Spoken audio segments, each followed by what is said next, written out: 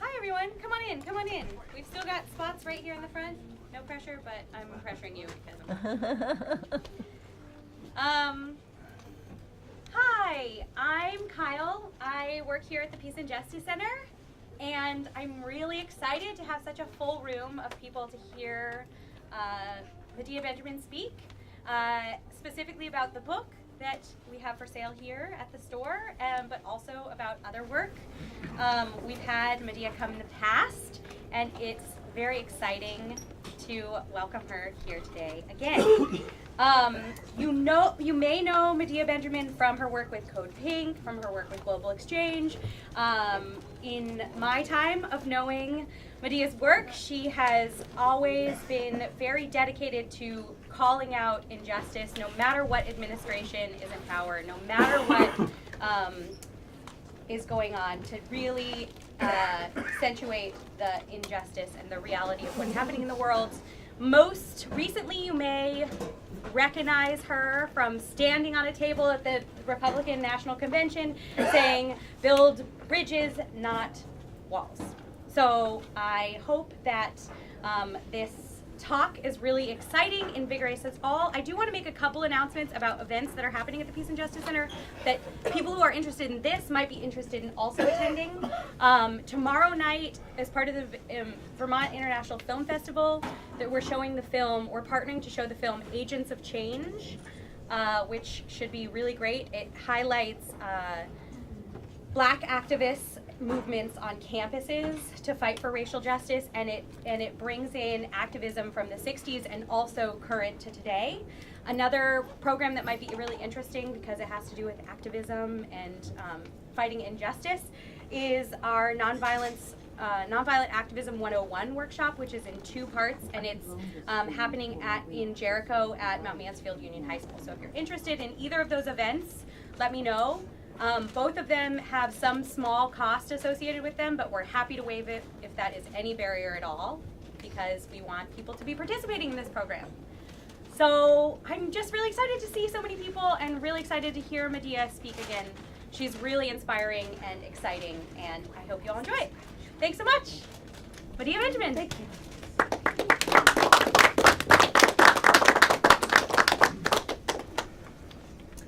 So nice to be here. It's amazing. It's like perfect size room for perfect crowd. And it's wonderful to be in the state after Bernie Sanders' campaign that nationally has sparked so much interest, especially from younger folks. And let's see where that goes. On the other side, we know that whoever wins this presidential race will not be a peace president. We know there will be a hawk in the White House. And that means that the peace movement that's been kind of moribund in this last almost 8 years has to find a way to reinvigorate itself, and hopefully we can talk about that during the discussion. I am passing around also a CODEPINK sign-up sheet. We'll help you sign on that. And for those who don't know anything about CODEPINK, it's a women-led group that encourages men to be part of it.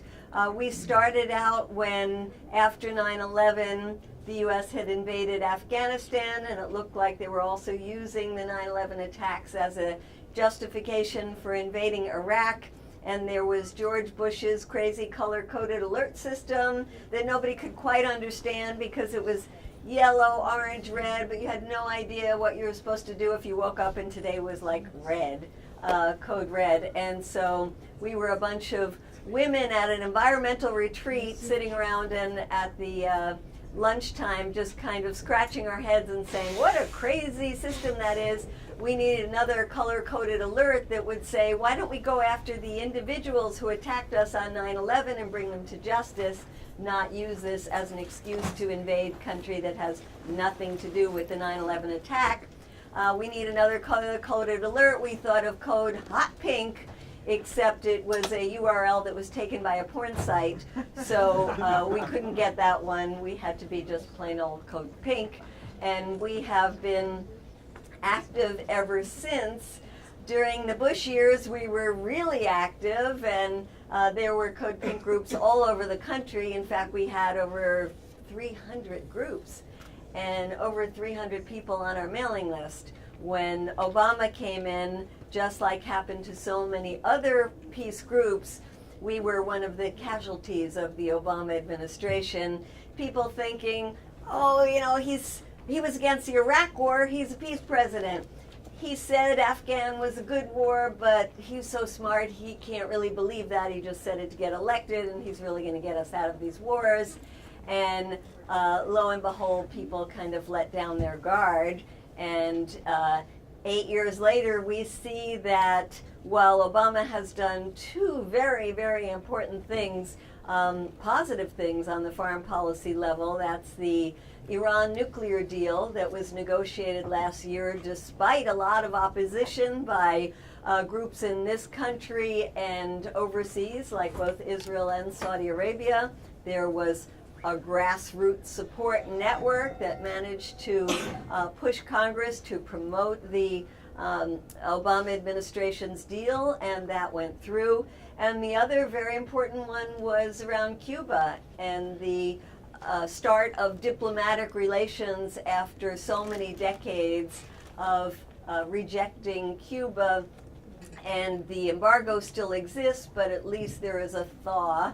And those are, I would say, the two main foreign policy achievements of the Obama administration. On the negative side, the Obama administration has been bombing 7 different countries that are majority Muslim countries.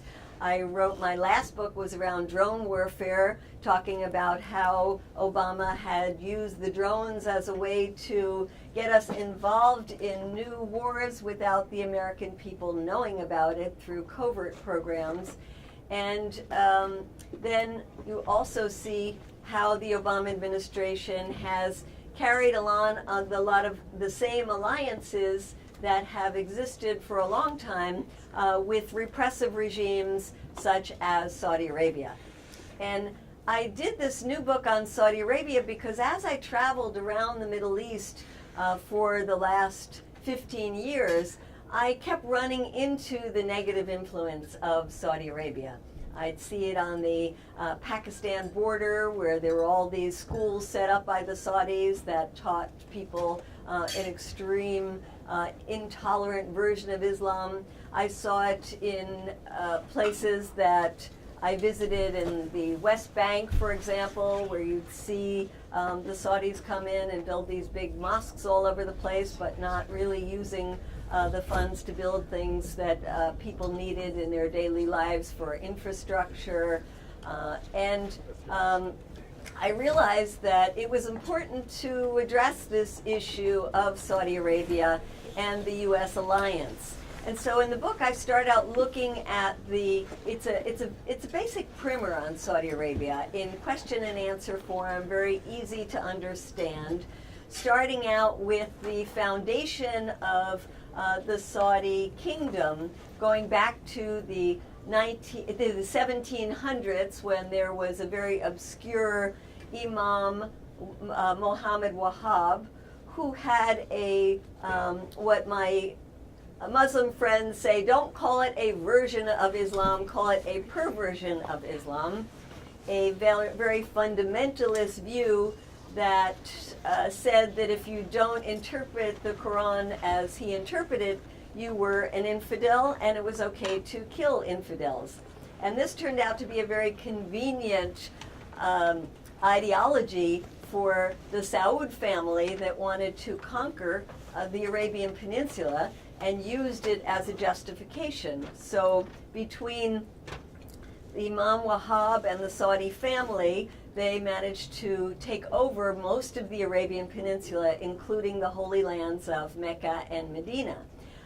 We can't go back in history, but I would say that this pact would have been undone a long time ago by the people that they were ruling over or outside forces, had it not been for the discovery of oil. And with the discovery of oil, it became very important for the Western powers to have a relationship with Saudi Arabia. In fact, in the 1930s, when oil was discovered, it was the company now known as Chevron that got the first concession. And there was a very famous meeting between Franklin Delano Roosevelt in 1945 and the Saudi king, where Franklin Delano Roosevelt basically said, not in these terms, you can keep your kingdom and treat your people how you will. We won't get involved in your internal affairs. As long as you continue to sell us oil, we will make sure you don't get overthrown. And that pact, that oil for security, is something that has continued over the decades through Democratic administrations, Republican administrations. And in the meantime, if you look at what Saudi Arabia is like on the inside, it's actually become more repressive internally.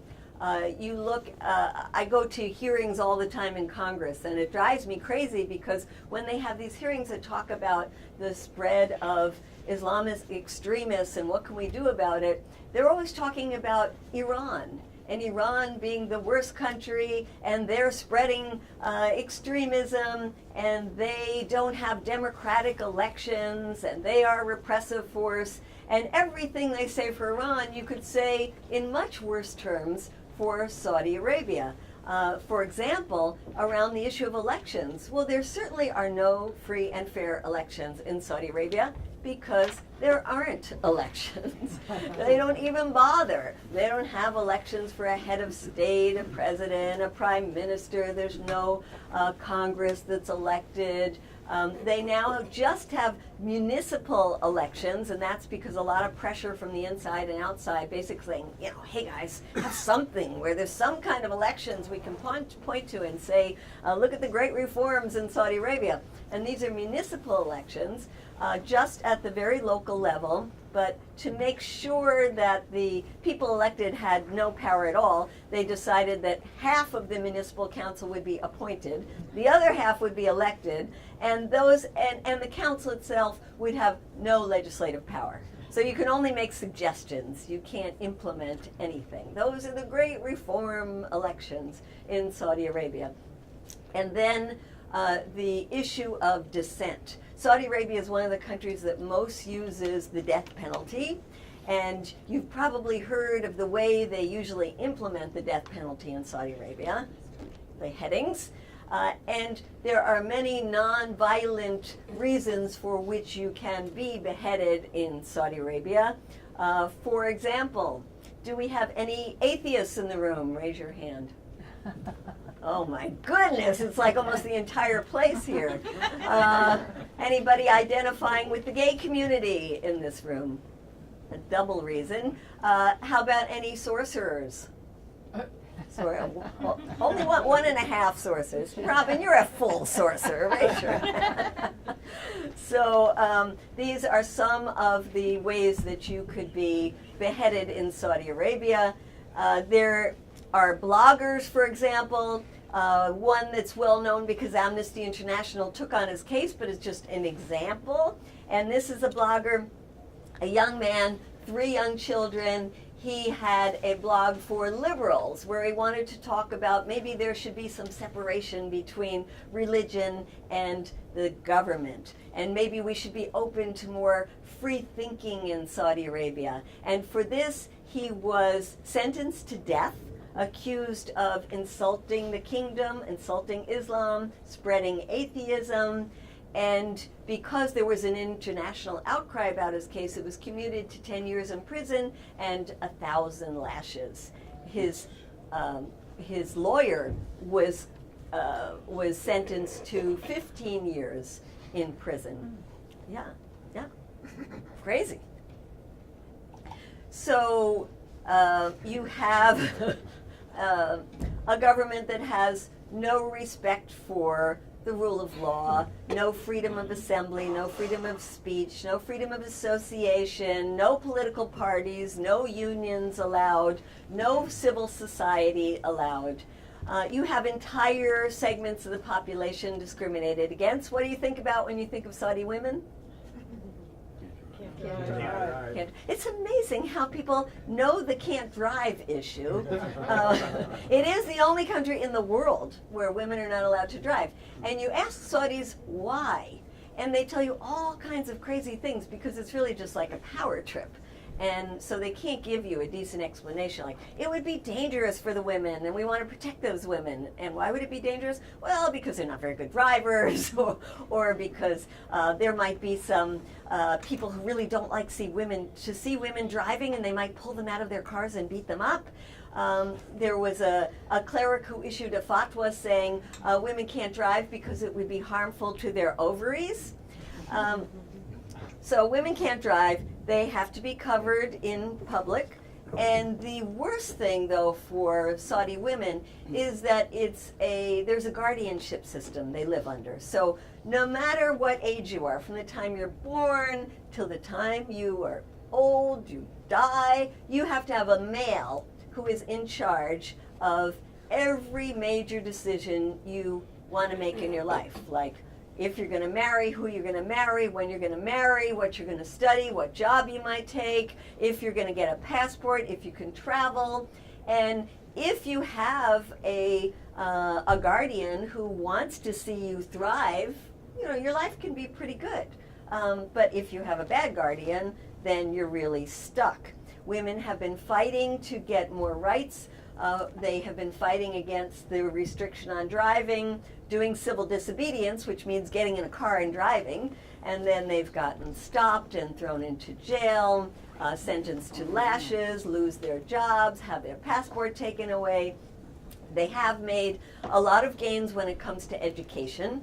Now, at first, they said, okay, we'll let you get some education, but we're going to have girls' education under the Ministry of Religious Affairs, while boys' education was under the Ministry of Education. And so they were teaching girls basically the Quran and how to be a good wife. And the girls rebelled and they said, we want to learn more things, we want to have the same kind of courses as the boys have. And today there are a lot more choices for women, even though schools are gender segregated, even at the university level. Most of the university students are women. They have a hard time oftentimes getting a job afterwards because they can't drive, because there are gender segregated workplaces. But women have been making gains.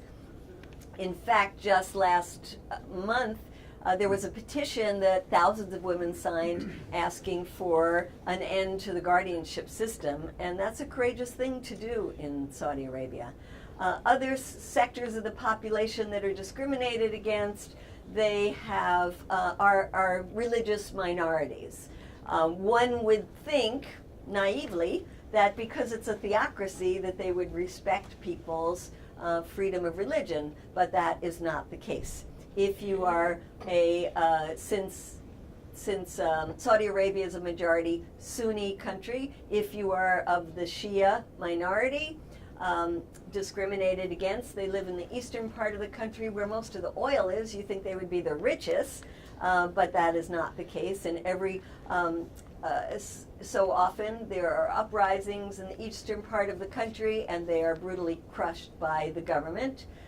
You might have heard of a Sheikh Nimr al-Nimr, who was executed at the beginning of this year. He was a very well-loved sheikh in the Shia community, and it caused riots not only in Saudi Arabia but in other countries, majority Shia.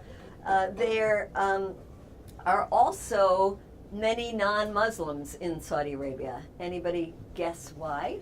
Guest workers. Guest workers, that's right. There are millions of guest workers, and about 2 million of them are Christian. Saudi Arabia is the only country in the world where it is illegal to have a non-Muslim place of worship. You could not build a church in Saudi Arabia, certainly not build a synagogue. In fact, it was illegal for Jews to even enter the country until 2004. Now there, as I did research for the book, I found that there was a piece of legislation that passed in the U.S. in 1998 called the International Religious Freedom Act. And that act says that every year we're going to take your taxpayers' dollars and we're going to do a study of all the countries in the world and see which ones are the most intolerant in terms of religious freedom. And those countries, we're going to put them in a category called countries of concern, and we are going to sanction them in some fashion. So every year you get North Korea, country of concern, and they get sanctioned. You get Burma, country of concern, and they get sanctioned. You get Saudi Arabia every year, a country of concern. Do they get sanctioned? No, they don't get sanctioned because in 2004 the State Department passed an indefinite waiver so the Saudis would never be held accountable. So that's in terms of religion. You mentioned the foreign workers. So foreign workers, there are 30 million people in Saudi Arabia, more or less. 10 million of them are foreign workers. Some of them are workers coming from richer countries. Engineers work in the oil industry, get big salaries, live just fine. But I'm talking about the poor workers who are coming from India, Philippines, Bangladesh. Those workers are under a system that's similar to the guardianship system for women. It's called a sponsorship system. So say you want to go to Saudi Arabia. You're living in Bangladesh, you have a very poor family, and you say, I'm going to go to Saudi Arabia. I hear there's good jobs, I can make a lot of money, send some money home. You can't just do that. You have to go to an agency. That agency is going to charge you a fee, so you're already indebted by the time you get there. And you need a Saudi sponsor who is going to be your employer. That employer is like your owner. That employer basically has full charge over you. It used to be legal for the employer to just take your passport. Now it's illegal, but they still do it. But even more importantly, if you found out that you were sold a terrible, faulty bill of goods, you weren't getting paid what they said you'd be paid, you were treated terribly, they worked you 7 days a week, 12 hours a day, they didn't even feed you right, and you said, I want to go home, you can't go home unless your employer gives you an exit visa. So you are stuck there. And slavery was not eliminated until 1962 in Saudi Arabia. This is like a modern day form of slavery, and I give examples in the book of just horrendous circumstances that some of these workers have suffered. So you have large portions of the Saudi society that live in a very repressed state, and you have this very fundamentalist view of religion that is not only imposed by the religious police in Saudi Arabia, but it is also spread around the world. And that's a relatively new phenomena that started after the 1979 Iranian Revolution, where with the Iranian Revolution, the theocracy that came to power there said, you know, we are the guardians, we are the real guardians of Islam.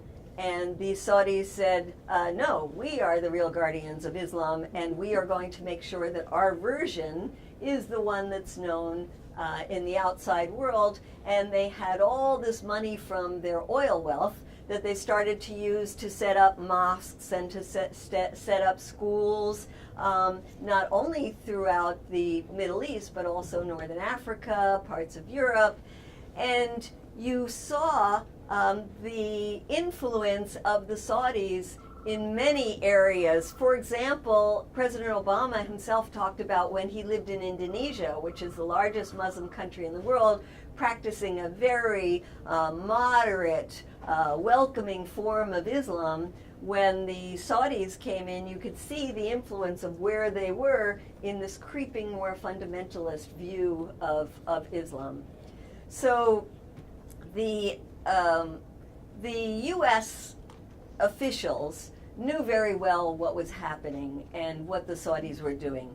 And we see that now in cables that have been leaked that show Hillary Clinton, for example, when she's Secretary of State, saying not only are the Saudis spreading their version of Islam, but they're also funding terrorist organizations. What are we going to do about this? They're funding the Taliban, they're funding Al-Qaeda. Even recently we see cable in 2014 that says they're funding ISIS. We also see Joe Biden, who I hear was just in town, right? Yeah. He was in the restaurant where we were sitting today. And Joe Biden, loves to talk. So sometimes he just can't control himself. And when he was speaking to a group of students, he said, in this war on terrorism, sometimes our biggest problem are our own allies, like Saudi Arabia. And he got back to the White House and got a speaking to, and he had to apologize to Saudi Arabia. But, they know that Saudi Arabia has been funding these extremist groups. And we also know, of course, in the 9/11 attacks here, that 15 of the 19 hijackers were from Saudi Arabia, that it was only in the last month that the 9/11 families got the right to sue Saudi Arabia in U.S. courts, something that that President Obama vetoed on the grounds that other countries are going to want to sue us for the war crimes we commit. And Congress miraculously overrode that veto.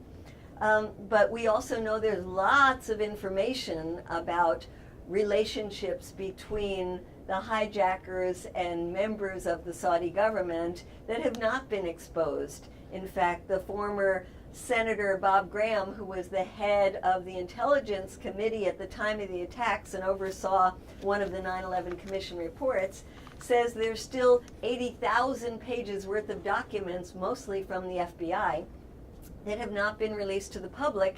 And that's why he said this court process is so important, because it's one of the only ways to try to, through the discovery, get some of these documents out. So who knows what we might see in months or years to come on that front. So the point is that you have to kind of scratch your head and say that here we are, taxpayers, funding over $5 trillion in fighting terrorism, while at the same time we are in this cozy relationship with the country most responsible for spreading it. Why is that? So I talked about oil and the relationship with oil. And the oil relationship is certainly still important, but not nearly as important as it was back in the 30s and the 40s and the 50s, because now we only get 13% of our oil from Saudi Arabia. And certainly the U.S. wants to control the Gulf, wants to control where the oil is going, but we are not that dependent on the Saudis anymore. So you have to look at other factors. And one of the other factors that just blew me away when I was doing this research is how Saudi Arabia today is propping up the U.S. military-industrial complex. It really is, because the level of weapon sales to Saudi Arabia is ginormous. It is huge, as they say. If you look just under the Obama administration, $115 billion worth of weapons sales. I don't know how to put that into a context that you see how big it is, but some people in this room have been working against the tax-funded money going to the Israeli military, and that has been to the tune of about $3 billion a year. Multiply that under the Obama administration by 8 years, that's $24 billion. Compare that to $115 billion worth of sales of weapons to Saudi Arabia. It is really quite amazing. And of course, in the system of government, the democracy that we have here in this country, the weapons industry has such control. And they fund the campaigns of many of our Congress people, and they put forward these weapon sales as job creators. And even when you read the Pentagon and the White House talking about these weapon sales to Saudi Arabia, they put it in these terms of jobs, which is just really disgusting on so many fronts, but also so false on the front that when studies are done, it shows that the Pentagon is the worst job creator, that if you put $1 billion into money into the military, you get about 11,700 jobs. If you put it into education or healthcare or green jobs, you get way more jobs than that. And my personal theory as an economist is that if you put $1 billion in a helicopter and dropped it just from the sky, you would probably create a lot more jobs than you would if you gave the money to the military. In any case, we are selling the massive amount of weapons to the Saudis. And how are the Saudis using this? They're using the weapons to crush internal dissent. They're using the weapons to crush uprising that happened during the Arab Spring, like next door in Bahrain, where people were really excited about getting rid of a dictatorship, had a peaceful Occupy movement until the Saudis came in with US tanks and crushed that movement. You have the Saudis being the suppliers of weapons to the Al-Qaeda affiliate in Syria, to Al-Qaeda-like groups in Iraq, in Libya, and you also now have, for the last 19 months, the Saudis using those weapons in this very devastating war in neighboring Yemen. In the case of Yemen, a small country, a very poor country, but a very strategically located, important country, there had been an internal division, and this internal division included a group called the Houthis, who practice a form of religion that is close to the Shia, and the Saudis thought that they were going to be supported by Iran, didn't want Iran to have a foothold at its doorstep, and got involved almost in the kind of naive way that George Bush said, we're going to go in, get rid of Saddam Hussein, and this will be over in a couple of weeks. The Saudis thought the same kind of thing. They'd go in, bomb, put their guy back in place, and it would all be over. This has now gone on for 19 months, taking one of the poorest countries in the Arab world and crushing it. There was a study done that showed that 1/3 of the targets have been civilian targets. They hit residential neighborhoods, they hit marketplaces, they hit wedding parties, they hit Doctors Without Borders clinics, they hit schools, and most recently was an attack on a funeral that happened in the capital city, Sana'a, when 1,000 people were attending a funeral. They come in, bombed the funeral, and when the rescuers came in to help, bombed the rescuers. Killed over 140 people, wounded over 500 of them.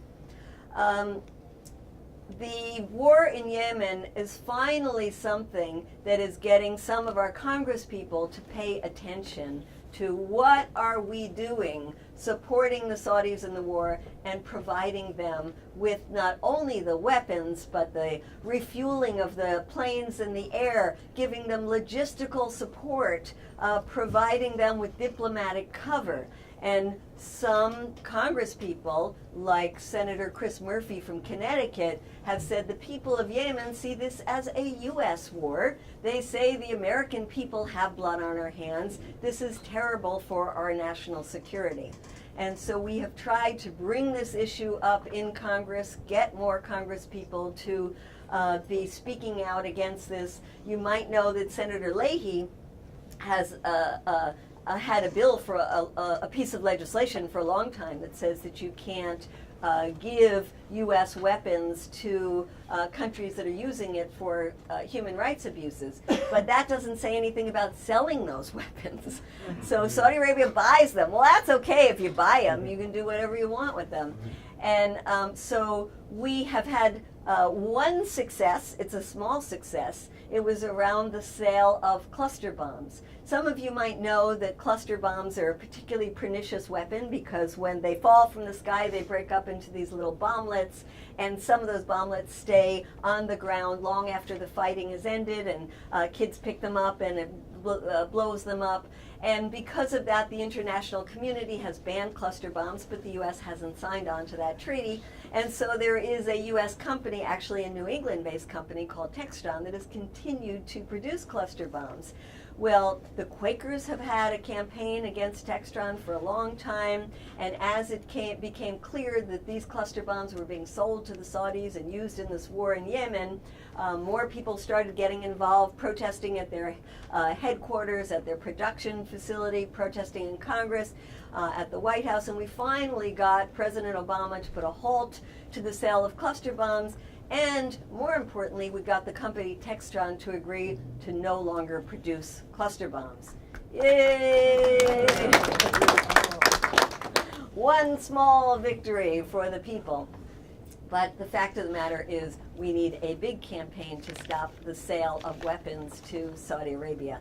Other ways that the Saudis have become very intertwined with the United States is that they have also used their vast resources to buy into the U.S. economy and the Western economies, buy up hundreds of billions of dollars of U.S. Treasury bonds, buy U.S. businesses, refineries in Texas, real estate in New York City and London. Any of you ever taken Uber? Admit it, come on, raise your hands. The Saudis invested $3.5 billion in Uber, so much money that it bought them a seat on the Uber board. And think of this is a country where women can't drive, and it's the royal Saudi money that goes to invest in Uber.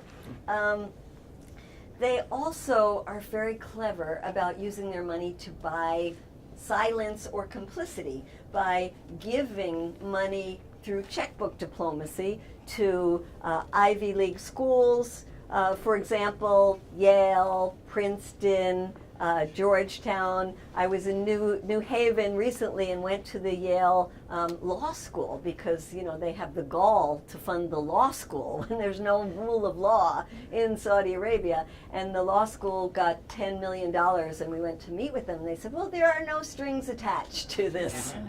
And we said, well, how do you get the money? They said, well, it's every year they'll give us $1 million. And of course, then they look at what you did with that $1 million.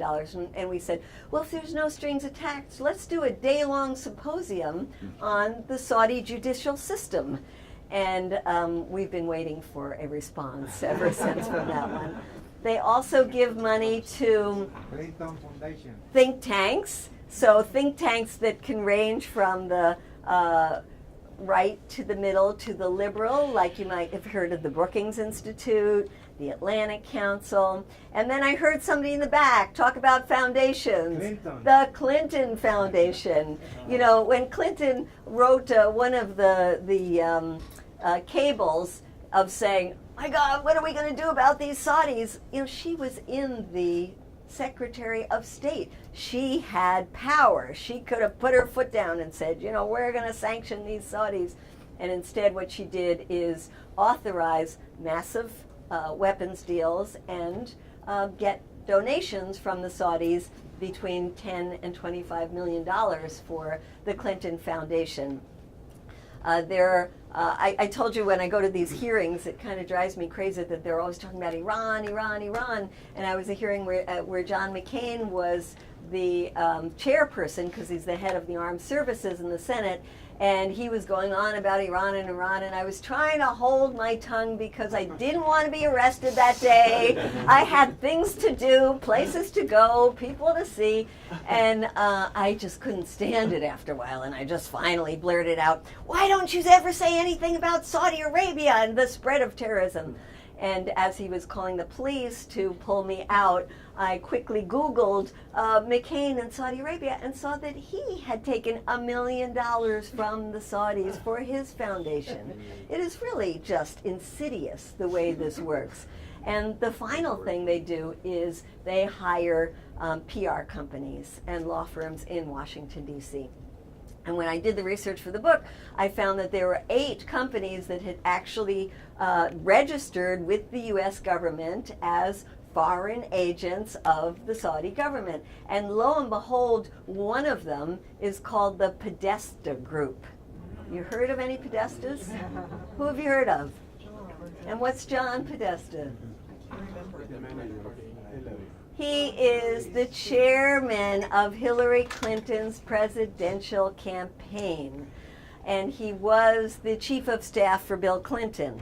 So he and his brother Tony Podesta years ago said, well, we have all these great connections, we might as well make some money from it, let's form a lobby group.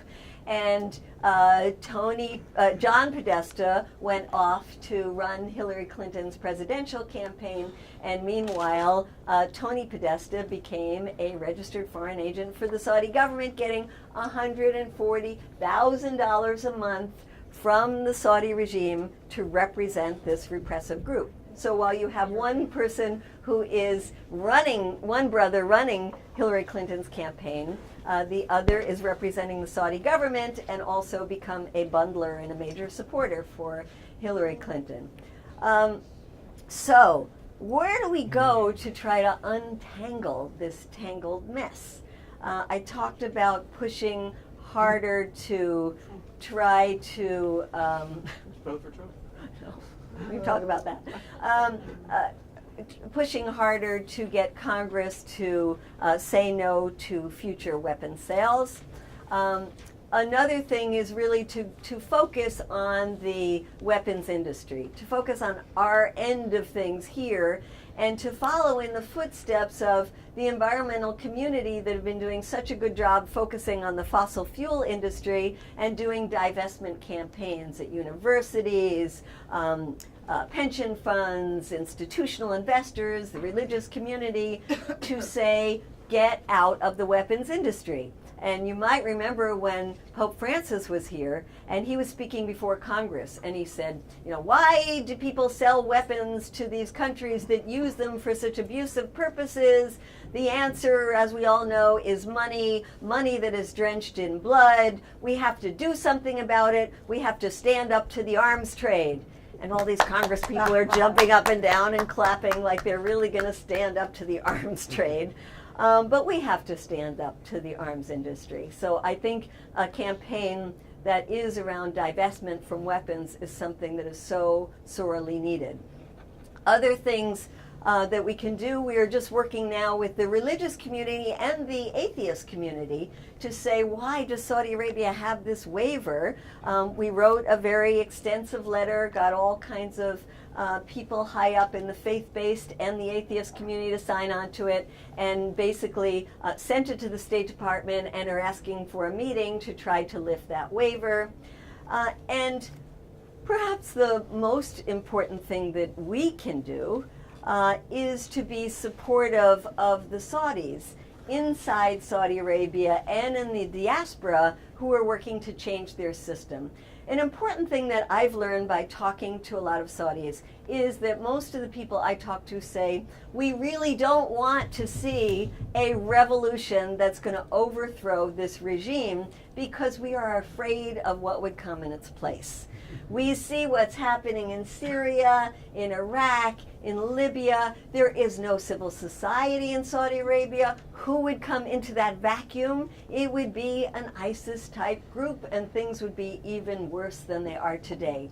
So we want reforms. We want gradual reforms, like the women who want to see the end to the guardianship system.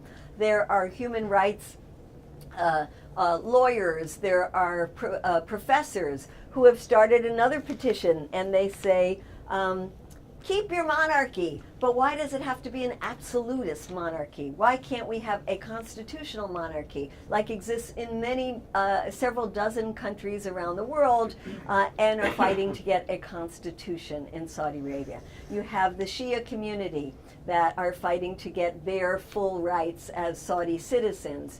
You have people in the migrant community that are fighting to get some laws in place that would have greater protections for them.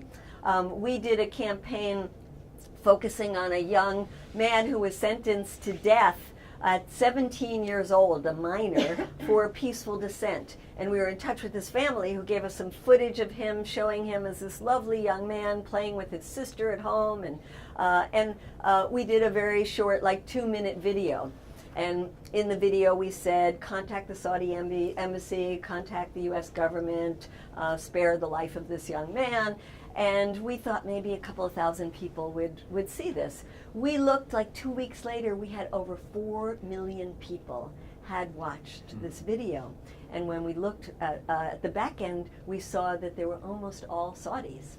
And so through the internet, we can really have a relationship with a lot of Saudis and be supportive of their cause. And in fact, the family said to us that the only reason he's still alive is because of this international attention and putting things up on the internet.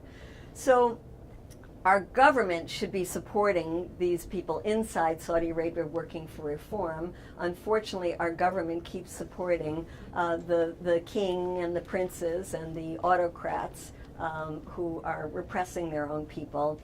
It's up to us to do something different. And I just want to end on where I began, which is we're going to have a new administration very soon. We can't allow the peace movement to be on the level that it is now. We might have a further intervention of U.S. in Syria. We might have a real confrontation with Russia on our hands.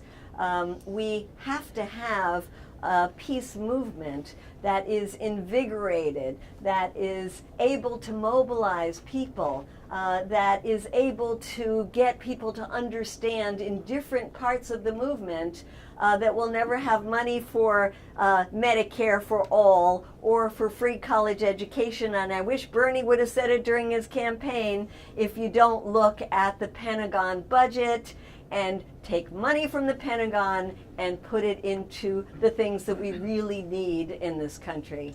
And that we need to make the kind of liaisons that the Black Lives Matter movement has already made, saying not only their sympathy with the Palestinian movement, but also recognizing in the platform for Black Lives that we need to challenge the military-industrial complex. And we need to work much more in depth with the environmental movement to show all these connections that we can never get off of this fossil fuel disastrous economy if we don't do things like cut our relationships with the Saudis that dump cheap oil to on the global scale and try to nix any kind of international agreements that would really address the climate crisis that we are facing.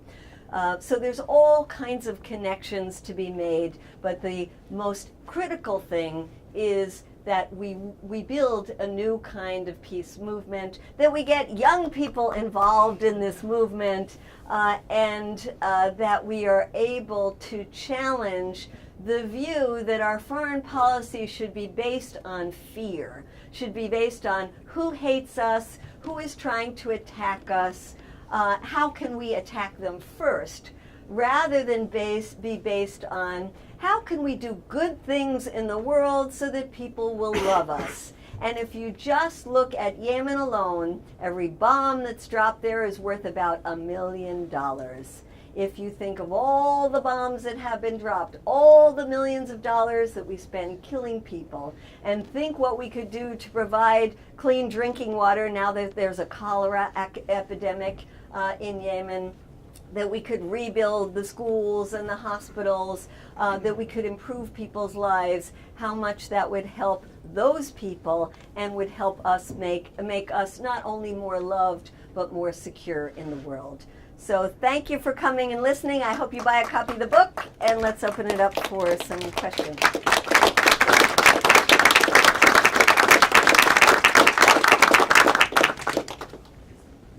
Who would like to start us out? Who would we align with? Who would you feel compelled to align with?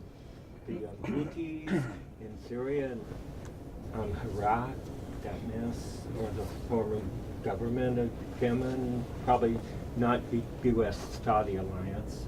And also the Saudi-Israeli-U.S. triangle. So we shouldn't be connected. The question is, who should we be allied with in Yemen? Should we be allied with the Houthis? we shouldn't be allied with anybody. It's not our business. We shouldn't be involved militarily in other countries. Our military should be used to defend us here at home and not to be intervening in internal conflicts in other countries. And whether it's Syria, where we need a total arms embargo to the region, where we need all foreign countries and players to get out of there, that's what we should be calling for. Ceasefires and end to foreign military interventions. And then you asked about the Israeli-Saudi alliance. It's very interesting because technically Israel and Saudi Arabia have no diplomatic relationship. The Saudis would boycott Israel. In fact, it was only when they joined the World Trade Organization they had to drop the boycott, because you're not allowed to boycott another country in the World Trade Organization. But they haven't had diplomatic relations. On the other hand, when the U.S. was negotiating with Iran, both of those countries hate Iran, and with the idea the enemy of my enemy is my friend, they started meeting with each other, first clandestinely and then overtly. And they are working together to try to find ways to undermine the Iran nuclear deal and to stop the U.S. from having any further rapprochement with Iran, such as lifting the sanctions that we agreed to lift when we negotiated the nuclear deal.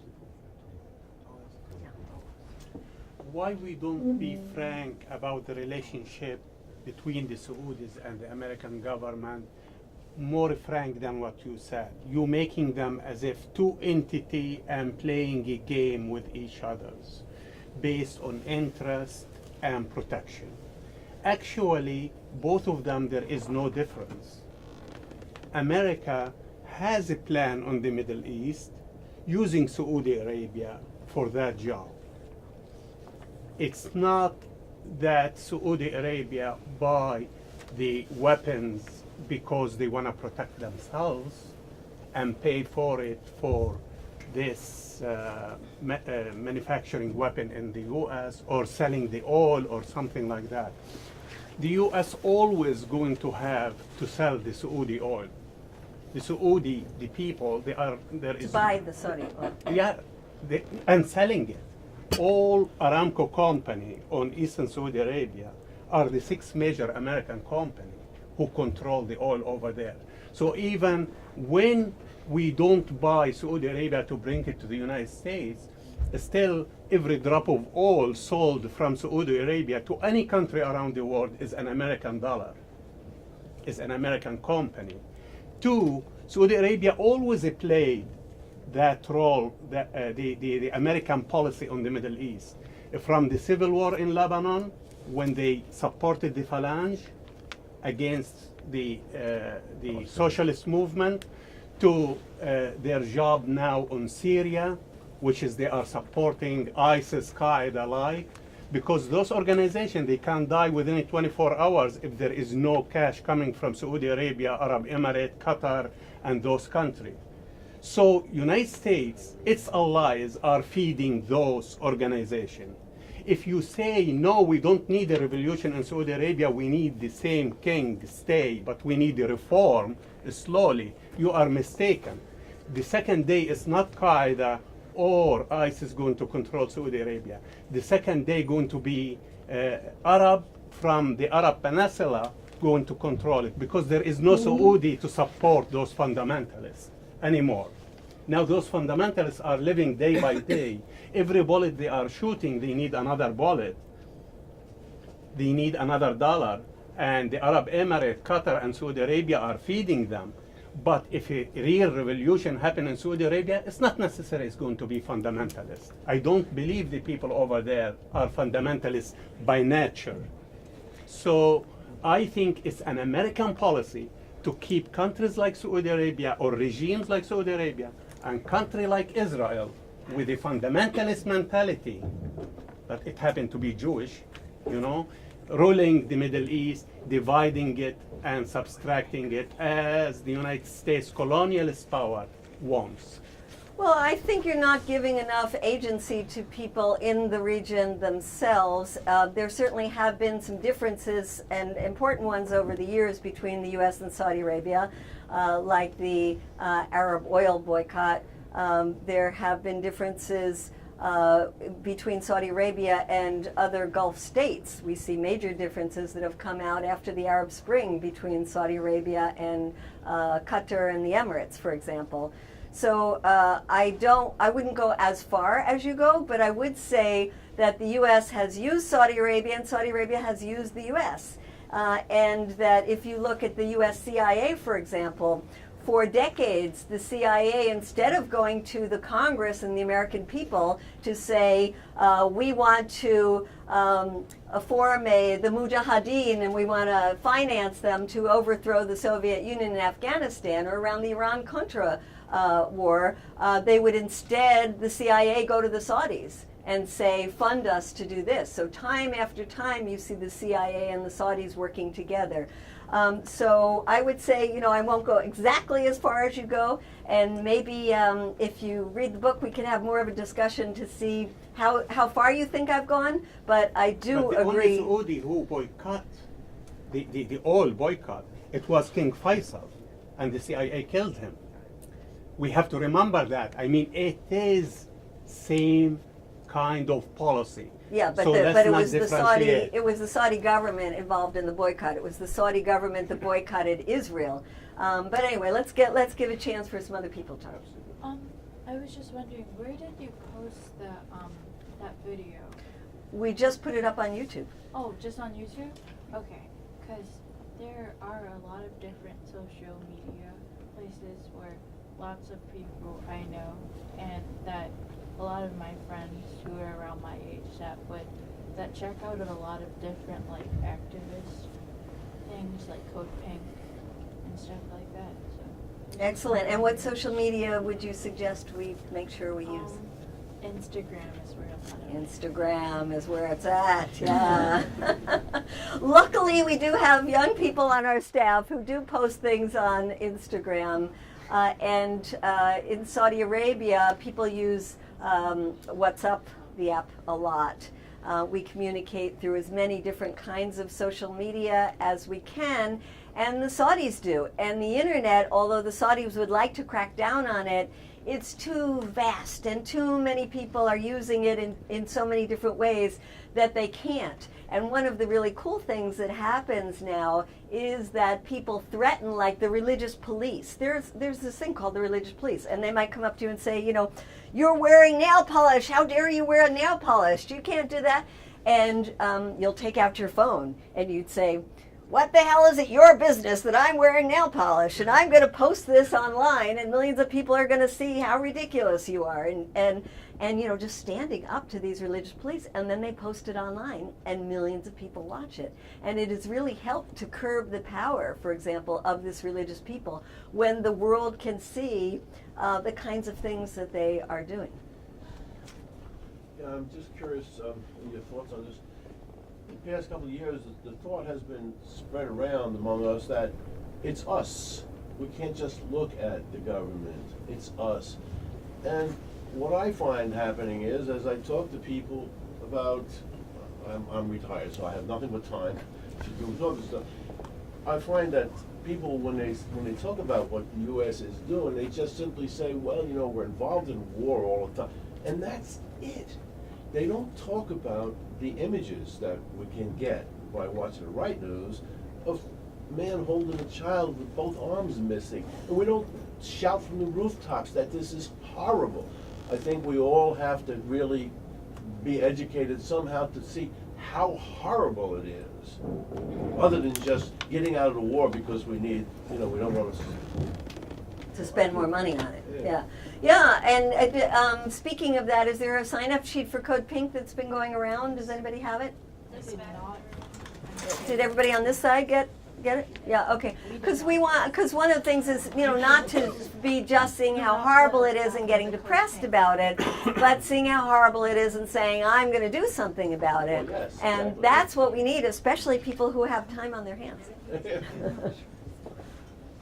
Martha Kennedy, you left out one of the reasons for not letting Saudi women drive, which came across my Facebook just before I came here.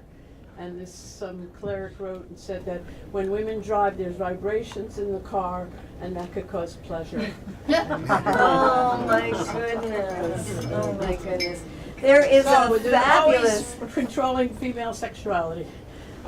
Go back when you're online again and Google "No Woman, No Drive," and it's an hysterical satire by a Saudi comedian from the Bob Marley song "No Woman, No Cry," and he does the "No Woman, No Drive," and the words of it are hysterical, and his whole, all his gesture, and it's very funny. He talks about the cleric and the ovaries and how you're safe in the back seat. Very, very cute. Yeah. Are women have widespread use of cell phones in Saudi Arabia? Oh yes, it's a very sophisticated country, and people have. It's, I think, one of the highest in the world. Use of cell phones, use of social media. So yes, So they have the tools. yes, yes. I think that it's important to look at the oil situation not just from the point of view of how much we depend on their oil, because there's still a factor in place, which has been in place since World War I. I call it the great game for oil, and that is oil fuels our military. And that could very well explain why we are in the state of endless wars. And as you know, in our conversations, I have an additional theory, which is a lot of these wars are about pipeline routes. And if you just type in any given country and pipeline where there's a war going on, Google it. It'll blow your mind. So my question is, have you been looking at the Pentagon trying to develop an alternative source of fuel? Unfortunately, I think they're looking at nuclear. I don't know if there's much look at solar or whatever. But they are looking at it, I believe. But how much have you kept up on that? Well, we've talked to a number of people in the, former lieutenants in the military, other people high up in the military, and they have told us that the military is well aware of the climate crisis, that they are very concerned about a lot of their own bases that are in low-lying places and have all kinds of alternatives in place for moving their military bases. They're also heavily invested in alternative sources of energy, including solar and including wind. They will brag about how much they are on the forefront, on the cutting edge of alternative sources of energy. And certainly, it would be nice if the military were really doing that, not just to have solar planes that can be refueled in the air, but really for the kind of things that we need and the crisis that we are facing as a globe with the climate.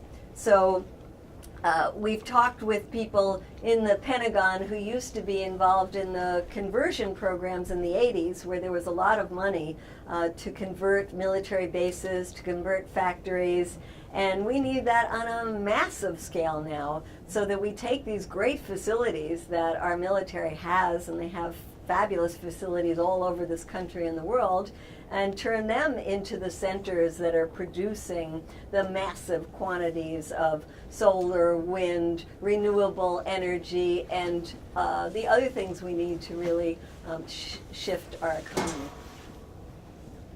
Can you talk about the overlap between the United States drone program in Yemen and how that relates to what's going on with the Saudi-Yemen conflict currently?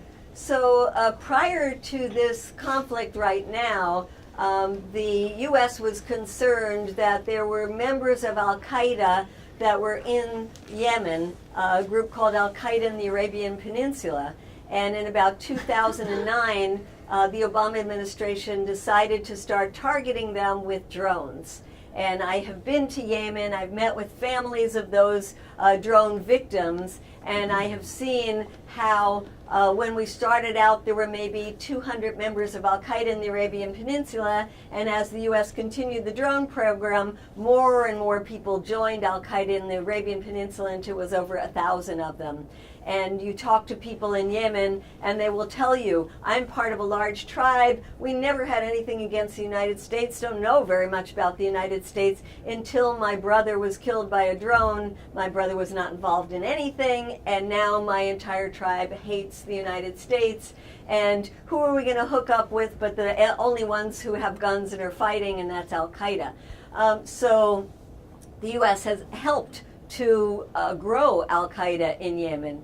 In the meantime, with this separate conflict that formed with the Houthis, this has created now space in large swaths of Yemen that are ungoverned. And so Al-Qaeda and ISIS now has a presence within Yemen and have grown. So the involvement of the Saudis in Yemen has just exacerbated the problem of both Al-Qaeda and ISIS inside Yemen.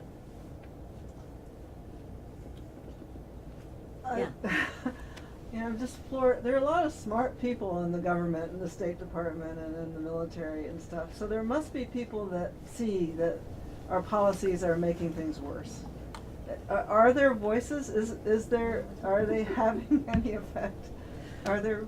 Well, yes. I mean, there are. We work a lot in Congress, for example, and there are now 27 members of the Senate that have come out and said they don't want weapon sales to Saudi Arabia because of the way that war crimes are being committed. And you talk to them more and they say, you know, we also just think that Saudi Arabia is a repressive country and we shouldn't be in this relationship with them. But they will also say that with all the problems in the Middle East, Saudi Arabia is one of the stable countries and we have to work with those stable countries. And they will also say that as part of the Iran nuclear deal, we have given a carrot to Israel, which is we're going to increase the level of U.S. money that's going to their military purchases. And for Saudi Arabia, we're going to help them in their war in Yemen, and we're going to sell them even more high-tech weapons than we have done before. So it's about geopolitics. So it's not really about terrorists and terrorism. It's like that is just a big smokescreen to just keep our economic interests going and to have sort of regional control. And well, yes, and we even see that when the Congress was about to pass that law that said that the Saudis could be sued in U.S. courts, the Saudis tried to blackmail the U.S. Congress by saying, we're going to pull out $750 billion worth of assets from your economy. I mean, luckily people understood that that was just hot air because the price of oil is pegged to the dollar, because it would hurt the Saudis so much if they did that. But they have continually threatened both the U.S. and the UK, for example. There was a tremendous scandal in one of the large weapons companies about a contract where the kickback for the contract was going to the former Saudi ambassador to the United States, Bandar, used to be known as Bandar Bush, for the strong relationship he had with the Bush family.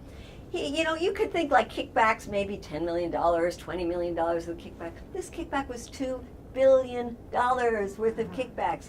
He was being sued in, it was BAE Systems, he was being sued, it's a British company, and the Saudis threatened to stop collaborating with counterterrorism, basically saying, watch out, you know, if you keep this going, you're going to have some terrorist attacks on your soil. And Tony Blair stopped the investigation.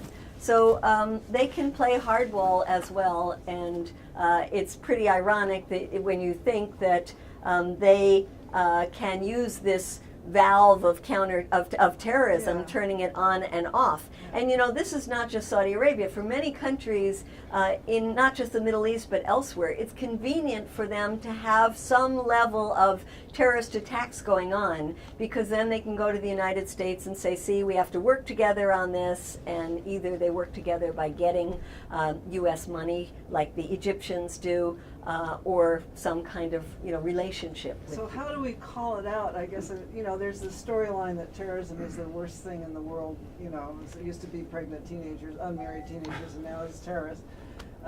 Can't we call it out and change the story and say, terrorism is not this big threat. This is not at all the worst thing. I mean, how do you counter the big fear propaganda campaign? I think you show that in this last 15 years, the only thing that we have accomplished is spreading terrorism. To create more And terrorists. if you look at the Arab Spring, for example, the only country that has actually come out better is a country where the U.S. had nothing to do with it, and that was Tunisia.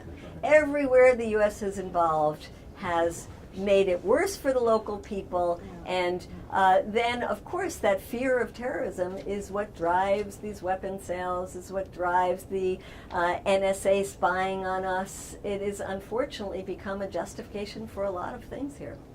So maybe we'll take a couple of, I see you had these last three, and then we'll wrap up. What's the relationship, maybe you said I came in a little late, between China and Saudi Arabia and the Soviet Union, the other side of the world? The Russians, for example, in Syria are on the other side. The Russians are supporting Assad. The Saudis want to get rid of Assad, are funding the groups that are fighting Assad. The Chinese, they have lots of economic relations with the Chinese. A lot of the oil from Saudi Arabia is going to China. There's a lot of investments both ways, so close to the Chinese. And we had one and two. Do you have any thoughts Yeah. on how do we possibly affect the multi-billionaire class? There's about 400, they say, multi-billionaires who are controlling everything, and money is making everything happen. How can we possibly affect these people and take that power away from them? Well, I would have said by electing Bernie Sanders as president might have been one good way to start on that. I think what we have to understand is that in this ruling class, there are a lot of divisions there as well.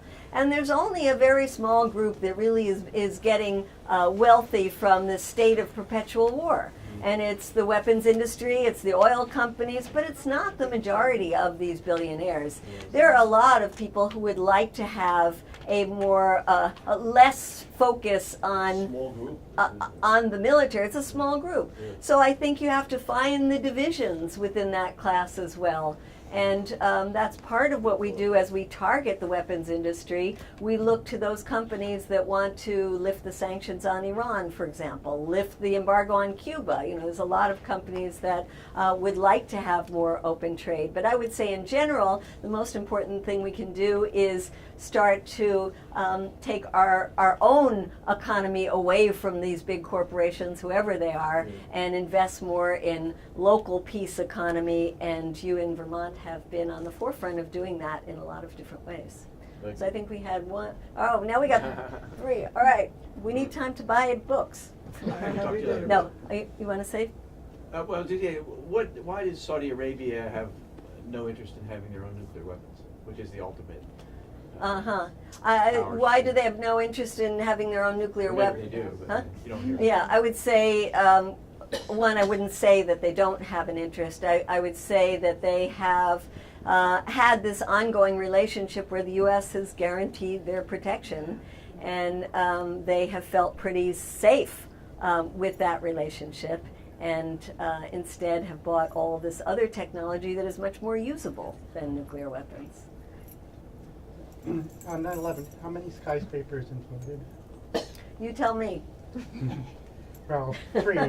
Know where you're going here. Well, I was wondering, you have a theory why building number 7 is? I do not. Nose. I do not. News blockout. Sorry. So CODEPINK, as you said, is trying to reach out to people like younger, like my age, And how old are you? I'm 12. Oh, wow. Yeah. And so, like teenagers and stuff. And so I was wondering, how do you think CODEPINK is doing that? Well, the main way to do it is to have young people reaching out to young people. And so we've hired young people on the staff. We have internships where young people come.